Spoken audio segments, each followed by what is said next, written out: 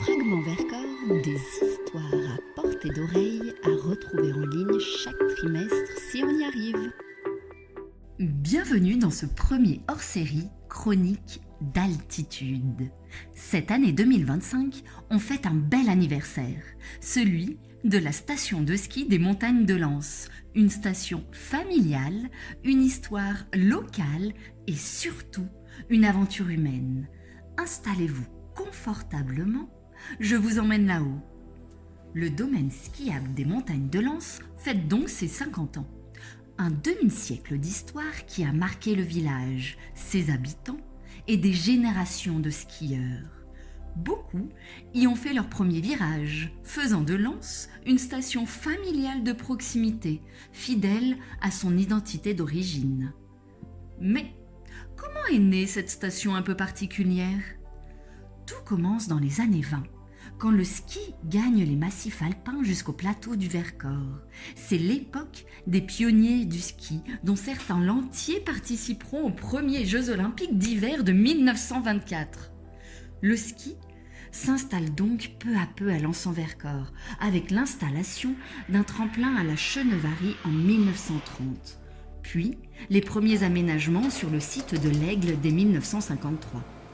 Dans les années 60, un nouveau site attire l'attention, la Sierre, entre forêt et alpage, entre 1400 et 1800 mètres d'altitude, un lieu idéal pour le ski alpin. Entre 1962 et 1974, plusieurs projets voient le jour. Téléphérique, hébergement touristique, centre commercial.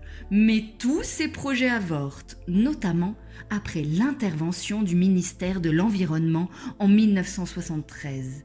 Il faut alors tout repenser. En janvier 1974, une nouvelle idée émerge.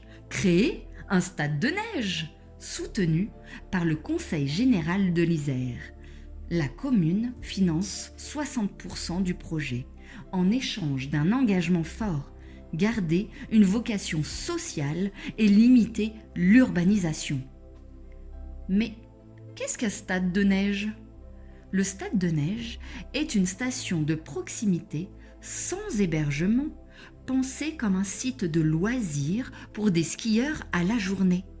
À Lens-en-Vercors, cet aménagement a permis de conserver la vie touristique et commerciale au cœur du village, tout en proposant une offre de loisirs complémentaire, ne dénaturant pas le site puisque les équipements y sont légers.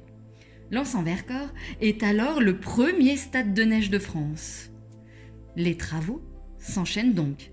Dès mai 1974, la route de la Sierre est ouverte en 6 mois. Et le 3 avril 1975, les premiers coups de pelle marquent le début du chantier. En 8 mois, le rêve devient réalité, porté par toute une communauté. Comme le résumera Christian Collavé, l'un des premiers employés. Tout le monde tirait la charrue dans le même sens. Le 21 décembre 1975, le stade de neige est inauguré. 400 hectares, 5 téléskis, un jardin d'enfants. La saison s'achève le 5 avril 1976 avec 50 000 forfaits vendus. Un succès immédiat. Une deuxième phase de travaux suit avec de nouvelles pistes, de nouvelles remontées et infrastructures d'accueil. Les années 1980 et 1990 marquent l'âge d'or. Le village accueille encore de nombreuses colonies et maisons d'enfants. Jusqu'à 60 bus montent chaque jour, confirmant ainsi la vocation populaire et familiale du site. Puis viennent les décennies d'évolution.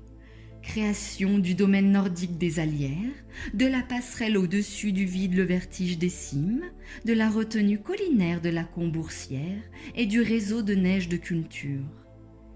Aujourd'hui, 50 ans plus tard, les montagnes de Lens continuent d'incarner l'esprit de leur début, une station conviviale, enracinée dans son territoire, qui fait vivre le village au rythme des saisons.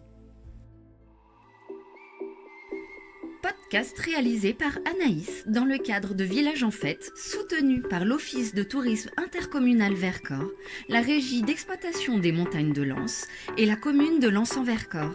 Un merci infini à l'équipe de la station et Élodie Trublet pour l'aide si précieuse apportée sans qui ce podcast n'aurait vu le jour.